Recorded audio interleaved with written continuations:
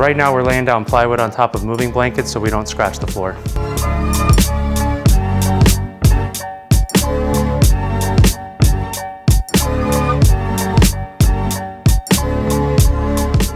We got the panel in the wine cellar here. This is the orientation that the client wants.